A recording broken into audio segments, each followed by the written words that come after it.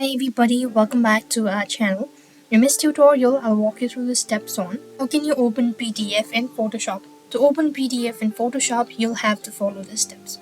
First thing, what you want to do is open up your Photoshop application and log in. After which, you want to click on the file from the top right hand side corner of your screen. As you click on it, you could see a pop-up window. So from here, you could go ahead and locate the PDF file.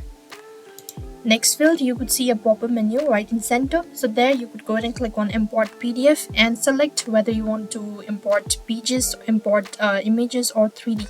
Select it and click on the OK button, and as soon as you do that, you've successfully opened PDF in Photoshop. So that is the simplest way you could open PDF in Photoshop.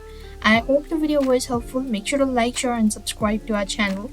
Thank you for watching. See you in the next video.